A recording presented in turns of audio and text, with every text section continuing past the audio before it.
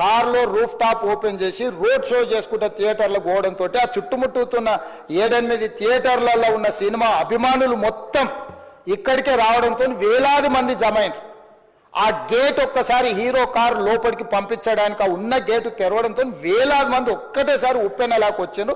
ఆ ఉప్పెనలో చనిపోయిన రేవతి, ఆమె కొడుకు, భార్య, భర్త, కూతురు వాళ్ళు అలాగైపోయి కొడుకు తల్లి ఒక పక్కన పోయి ఆ జనాల నుంచి తప్పించుకొని టికెట్ చేసుకొని ఆ తొక్కిసలాటలు హీరోను థియేటర్ లోపలికి తీసుకుపోవాలనుకున్న టైంకి అతను బండి మీద రోడ్ షో చేసి దిగేటప్పటికి వేలాది మంది హీరోను కలవడానికి చొచ్చుకొచ్చారు ముందుకు.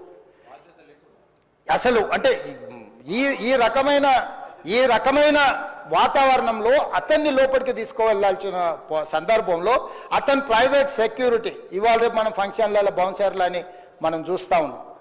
50-60 మంది సరిగ్గా లెక్క తెలియదు, 50-60 అని అంటున్నారు, నెంబర్ 4 ఎక్కువ తక్కువ. ఆ బౌన్సర్లు అందరు మీదికి వచ్చే అందరు అభిమానులను విపరీతంగా అడ్డంగా ఎట్లా పడితే అట్లా తోయడంతో అటు నుంచి అభిమానులు హీరోని చూడాలి, కలవాలని ఒకవైపు నుంచి వాళ్ళని హీరో దగ్గరికే రానియొద్దని ఆయన ప్రైవేట్ సెక్యూరిటీ వెనక్కి నెట్టడం వల్ల ఈ తొక్కిసలాటలో హీరో థియేటర్కి వెళ్ళి లోపలికి వెళ్ళి చూసినాక పోలీసులు ఈ మొత్తం క్రౌడ్ని ఈ మొత్తం అక్కడ ఉన్న జమైన జనాలను అందరిని కూడా తీస్తే ఒక తల్లి కొడుకు అక్కడ శవాలుగా పడి ఉన్నారు. ఆ తల్లి అంత తొక్కిసలాటలు కూడా నేను ఆ వీడియో చూసిన ఆ తల్లి లోపలికి వచ్చినప్పుడు కొడుకు చేయి పట్టుకొని ఎంత జాగ్రత్తగా కొడుకుని తీసుకొని వస్తుందో తల్లి ప్రేమ ఎట్లుంటుందో అక్కడ నాకు చూసి నాకు అర్థమైంది. ఆ శవాలుగా మారిన తల్లి కొడుకు చెయ్యి ఇడవలే అధ్యక్ష, అట్లే చెయ్యి బిగ్గర పట్టుకొని పోలీసు వెళ్ళి చూస్తే ఆ తల్లి ఆ పిల్లగాడు ఆ తల్లి ఆ చెయ్యి వదలకుంటే కన్నబిడ్డను పట్టుకుని తల్లి చచ్చిపోయింది అధ్యక్ష. అట్లాంటి సిచ్యువేషన్లో పోలీసులు తల్లిని కొడుకుని హాస్పిటల్కి అక్కడ ఫస్ట్ ఎయిడ్ ట్రీట్మెంట్ చేసిండ్రు. పోలీసులు ఏం డాక్టర్లు కాదు, హుటాహుటిన తరలించిండ్రు. హాస్పిటల్కి వెళ్ళిన తర్వాత తల్లి చచ్చిపోయింది, పిల్లోడు కోమాలు ఉండు, ఆల్మోస్ట్ పోలీసులు పిల్లవాడు కూడా చచ్చిపోయింది అనుకున్నారు. బ్రెయిన్ డెడ్ అయింది, ఆక్సిజన్ అందక ఆ అబ్బాయికి. సో ఆ సిచ్యువేషన్లో వెనక్కి పోలీసులు వచ్చి హీరో గారికి విషయాన్ని తెలియజేసి హీరో గారు వెళ్ళిపోతే హీరో ఎందుకు వెళ్ళిపోవాలనుకున్నారు పోలీసులు అంటే ఇంకా వేలాది మంది అభిమానులు అక్కడనే ఉన్నారు. హీరో గారు థియేటర్లో కూర్చొని ఉండడం వల్ల, సినీ ప్రముఖులు ఉండడం వల్ల ఈ బయట జమైన వేలాది మంది అభిమానులు అక్కడ నుంచి పోకుండా అక్కడనే ఉండడం వల్ల థియేటర్ లోపల కూడా బాల్కనీలో టాప్ బాల్కనీలో హీరో కూర్చుంటే కింద నేల కింది నుంచి పై వరకు వెనక్కి తొక్కుట పైకెక్కి హీరో చేతులు కలపాలని కోతులు ఎగబడ్డట్టు, కోట మీదకి కోతులు ఎగబడ్డట్టు ఉల్టా పైకి తొక్కిసలాట జరిగింది అధ్యక్ష.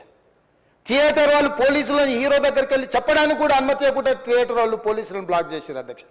ఎప్పుడైతే హాస్పిటల్లో తల్లి చచ్చిపోయిన పిల్లగాడు కూడా ఆల్మోస్ట్ చావు నోట్లో ఉన్నాడు అని తెలిసి పోలీసులు వచ్చి ఏసీపీ వెళ్ళి చెప్పడానికి పోతే థియేటర్ సిబ్బంది లేదు హీరో దగ్గరికి వెళ్ళడానికే వీళ్ళదని చాలాసేపు పోలీసులను కూడా హీరో దగ్గరికి పోనీయలేదు అధ్యక్ష వాళ్ళ ప్రైవేట్ వీళ్ళు.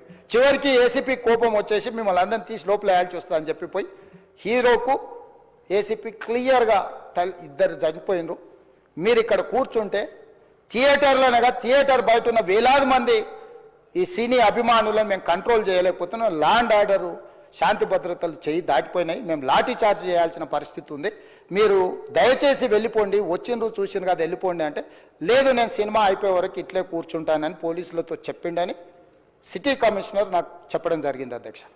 అదేవిధంగా ఇంకా కంట్రోల్ కాకపోవడంతో అప్పుడు డీసీపీ పై అధికారి రంగంలో దిగి వాళ్ళ అందరినీ లోపల వాళ్ళ ఎంబడున్న అడ్డుకుంటున్న వాళ్ళను పోలీసులతో జరిపించి చక్కగా డీసీపీ పోయి హీరో గారికి బయట చనిపోయినరు, పరిస్థితి చాలా గందరగోళంగా ఉన్నది, మీరు ఇక్కడ నుంచి కదలాల్సిందే లేకపోతే మిమ్మల్ని పోలీస్ స్టేషన్కు తీసుకెళ్లాల్సిన పరిస్థితి వస్తుంది, మీరు ఇక్కడ నుంచి కదలాల్సిందే అని.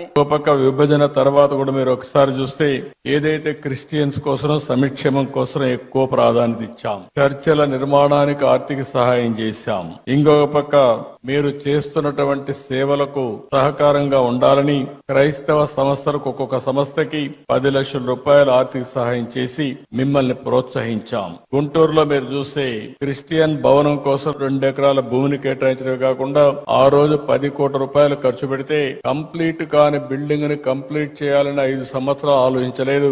మళ్లీ నేను వస్తానే దాన్ని పూర్తి చేసే బాధ్యత కూడా తీసుకొని తొందరలోనే మీ అందరికి అంకితం చేస్తాం, మీ అందరికి అందుబాటులో తీసుకొస్తాం. విజయవాడలోని సిఎస్ఐ సెయింట్ బాలిక బసిలికా చర్చికి 1.5 కోట్లు ఇచ్చాం. మీరెప్పుడూ ఆ దృష్టి తీసుకొస్తారు. క్రైస్తవ శ్మశాన వాటికల కోసం ఆర్థిక సహాయం చేయమని కోరినప్పుడు ఇది చాలా జనైన సమస్య, దీన్ని పరిష్కారం చేయాల్సిన అవసరం ఉంది. ఇప్పటికే పెద్ద ఎత్తున ఇచ్చాం. భవిష్యత్తులో కూడా మీకు పూర్తిగా అండగా ఉంటామని చెప్పి కూడా నేను మీకు తెలియజేస్తున్నా. ఇదే కాకుండా జెరూసలం వెళ్లే క్రైస్తవులకి మొట్టమొదటిసారిగా ఆర్థిక సహాయం ప్రవేశపెట్టిన పార్టీ తెలుగుదేశం పార్టీ. ఆ విధంగా కూడా మనం ముందుకు పోయాం. ఇంకొక పక్క క్రైస్తవ విద్యార్థుల సంక్షేమం కోసం ప్రీ మెట్రిక్ స్కాలర్షిప్లు గాని, పోస్ట్ మెట్రిక్ స్కాలర్షిప్లు గాని, ట్యూషన్ ఫీజు అంతా కూడా రీఎంబర్స్మెంట్ చేయడం గాని ఇవన్నీ చేశాం. ఈ రోజు ఇలాంటి కార్యక్రమాలు ఒకటి రెండు కాదు, చాలా కార్యక్రమాలు చేసి మనం ముందుకు పోయే పరిస్థితికి వచ్చాం.